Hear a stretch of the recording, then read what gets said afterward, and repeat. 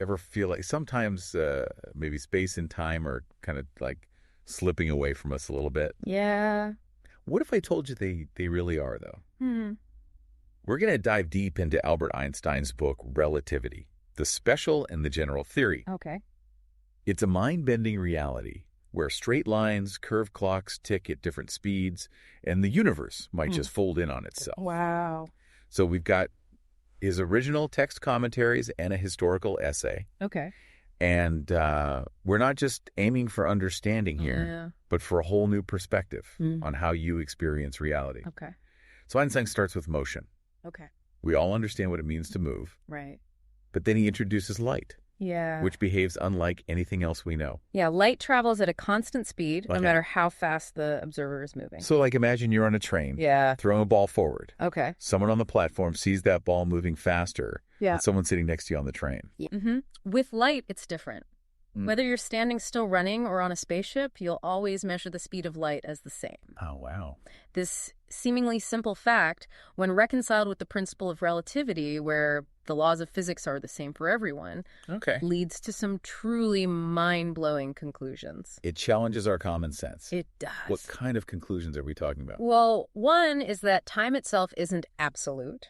It's relative to the observer. Okay. A moving clock actually ticks slower than a stationary one. Really? This is called time dilation. Go ahead. Imagine two identical clocks, one on Earth and one on a spaceship, traveling near the speed of light. Mm-hmm. From the perspective of someone on Earth, the clock on the spaceship would tick slower. So if I were on that spaceship, time would actually slow down for me relative to everyone back on Earth? Yes. I would age slower. That's precisely what special relativity predicts, and it's been confirmed by experiments. Wow. But it's not just time that gets warped at high speeds. Space itself gets distorted, too. Objects moving at high speeds appear shorter in the direction of their motion from a stationary observer's perspective. Okay. This is length contraction. Okay. Your spaceship, zooming through the cosmos, would look squished to someone watching from Earth. So at everyday speeds, we don't notice these effects, but at speeds approaching the speed of light, space and time become fluid. Right. This all seems so abstract, but I remember Einstein mentioning something very concrete. Okay. Heating a brick. Yeah. What does a simple brick have to do with all this? He uses it to illustrate the famous equation E-mc. Mm-hmm.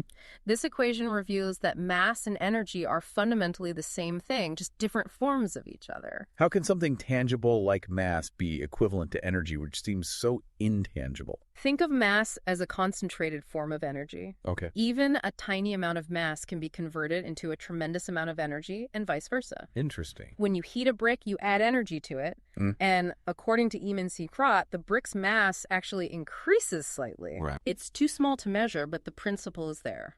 So even in everyday life, we see hints of this profound connection between mass and energy. Yes. And this equation, E-mc isn't just theoretical, it has real-world consequences. Exactly. E-mc is the principle behind nuclear power. Okay.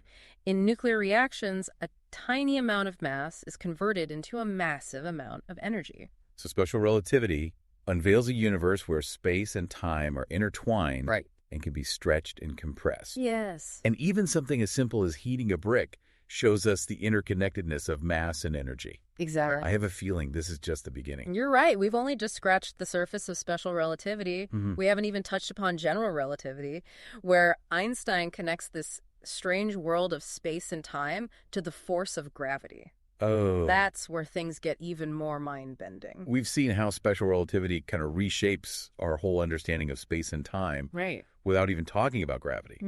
But what happens when we bring gravity into the picture?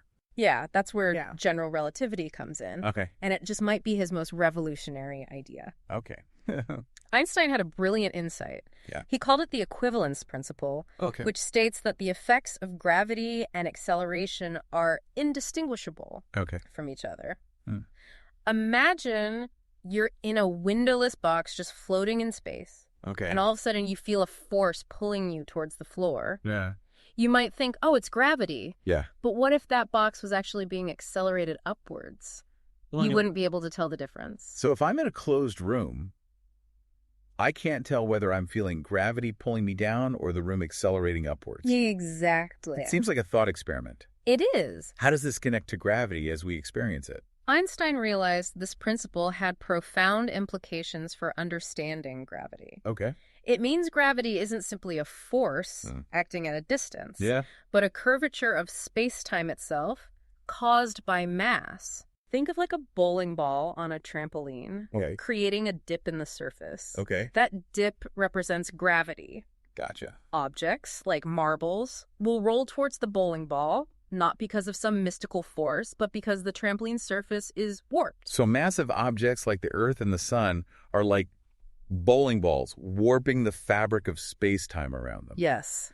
And we experience this warping as gravity. Exactly. That's a radical shift in thinking. It is. Does this warping affect time as well? Absolutely. Okay. Einstein used a rotating disk to illustrate how gravity affects not just space, but time as well. Okay. Imagine a flat spinning disk. Okay. Objects at the edge of the disk move faster than those at the center. And according to special relativity, they experience time dilation. Okay. Clocks at the edge would tick slower than those at the center. From the perspective of someone on the disk, this difference in time flow could be interpreted as a gravitational effect. It's like the rotating disk creates its own artificial gravity field. Right. And that field affects the flow of time. Right. It's incredible how these concepts are all connected. Yeah. But this theory isn't just about mind-bending ideas. It made some testable predictions, right? Yes, and one of the most famous is the bending of light around massive objects. Okay. General relativity predicts that light doesn't always travel in a straight line. It bends as it passes near a massive object like the sun. Okay. And this was observed during a solar eclipse in 1919. Okay. Astronomers measured the positions of stars near the sun during the eclipse and found that their light was bent, confirming Einstein's prediction. That must have been a defining moment for Einstein and for our understanding of the universe. It was. So general relativity describes gravity as a warping of space and time caused by mass. Yes. And this warping has observable effects like time dilation and the bending of light. Right. It's remarkable how a single theory can explain so much. It really is. Is there more to this story? I might go even deeper. There is. General relativity doesn't just change how we think about gravity. It also offers a radically different picture of the universe as a whole. Wow. A picture that challenges our basic intuitions about space and time.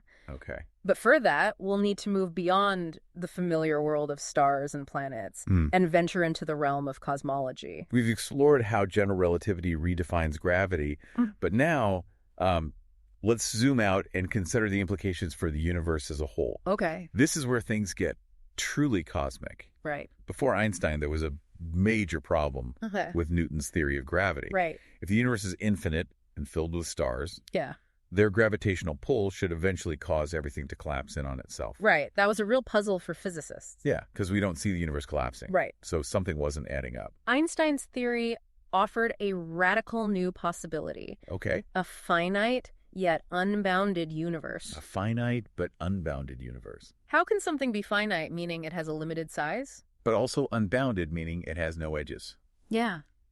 That seems paradoxical. It is a challenging concept. Yeah. But imagine a two-dimensional creature living on the surface of a sphere. Okay. To this creature, its world is finite. It can only explore so much surface area. Right. But it's also unbounded. There's no edge to fall off. It can travel in one direction forever and eventually end up back where it started. So our universe could be like a three-dimensional version of that sphere. Exactly. We can travel in one direction and eventually circle back to our starting point. Right. That completely changes how we think about the structure of the cosmos. It really does. It's incredible how Einstein's theory not only reshaped our understanding of gravity, but also opened up entirely new ways of thinking about the structure of the universe. Yeah.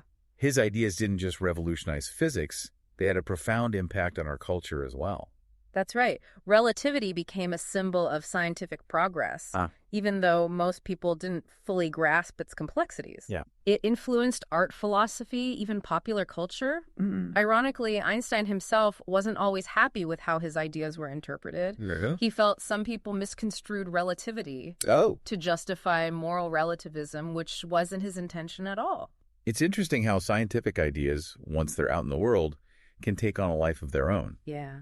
But ultimately, relativity's legacy is one of expanding our horizons and encouraging us to question what we think we know about reality. It's a testament to the power of human curiosity to unravel the mysteries of the universe and to the elegance of a theory that can explain everything from the falling of an apple to the grand structure of the cosmos.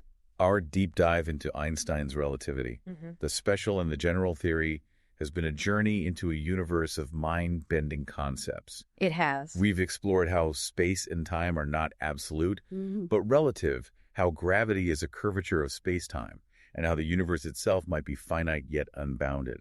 If you're intrigued by these ideas and want to delve deeper, we encourage you to pick up a copy of Einstein's book. Yes. It's surprisingly accessible, even for those without a scientific background. Yeah. Don't forget to subscribe to our channel for more mind-expanding deep dives and to share this episode with your friends. Okay. You can find a link to purchase the book in the description below. Great. Keep questioning, keep exploring, and keep the learning adventure going.